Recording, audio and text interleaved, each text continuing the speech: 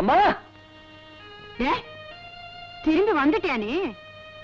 நல்லா இருக்கு. என் மகன் சித்தப்பா கூட போய் நல்ல வியாபாரத்தை கத்துக்கிட்டு அதுக்குள்ள கடை திறக்க வந்துட்டானே. அம்மா அது சித்தப்பா இல்லம்மா. சித்தப்பா இல்லாட்டி வேற யாரா? டேய், முன்னால எனக்கு எந்த உபகாரம் இல்லடா.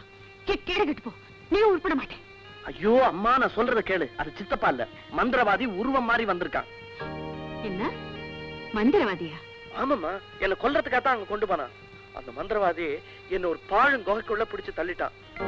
ஒரே பயங்கரமான பிசாசும் பூதமா இருந்துச்சு. நானா இருக்கிறதுனால தப்பிச்சு வந்தேன். அப்படியா? உன்னை அல்லாதாப்பா காப்பாத்தினாரு. நீ இன்னும் என்ன சரியா நம்பல. இந்த பாரு, இந்த விளக்கு எடுக்கிறதுக்காகத்தான் என்ன அவங்க திட்டம் போட்டு கொண்டு போயிருக்கான். இது ஏதோ அற்புதமான விளக்குன்னு நினைக்கிறேன். இந்த விளக்கு நான் கொடுக்கலையா, அந்த கோபத்துல என்ன குகைக்குள்ள போட்டு மூடிட்டான். ஒரு பூதம் தான் என்ன அங்க இருந்து மீட்டு கொண்டு வந்துச்சு. வேணாப்பா, பூதம் பிசாசெல்லாம் நமக்கு வேணாம். முதல்ல இந்த விளக்க கொண்டு போய் எங்கேயாவது கண்காணாத இடத்துல போட்டுடு. என் மக எதையோ பார்த்து பயந்து பூதம் பிசாசுங்கிறானே. காலையில தர்காவை கூட்டிக்கிட்டு போய் மந்திரிக்கணும். பசிக்குதாப்பா? பசிக்குதே. சரி, சாப்பிடுறது ஏதாச்சும் கொண்டு வர.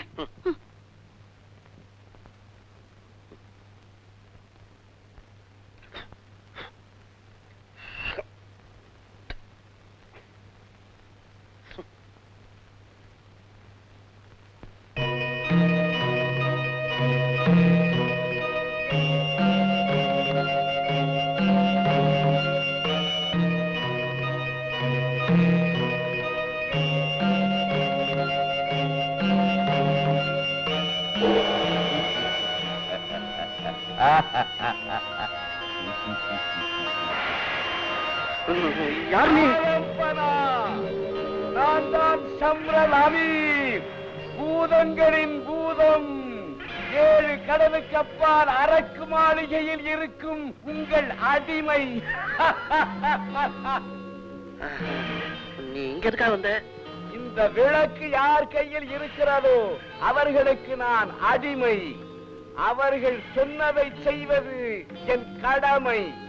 அப்ப இந்த மோதிரத்தில் ஒரு பூதம் இருக்க, அது? அவன் ஹிம்ராத், சின்ன பையன்.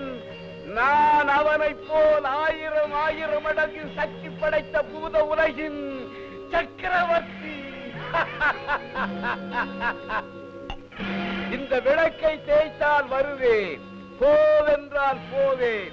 நான் உங்கள் அடிமை. ஆணையிடுங்கள், வேண்டியதை தருகிறேன்.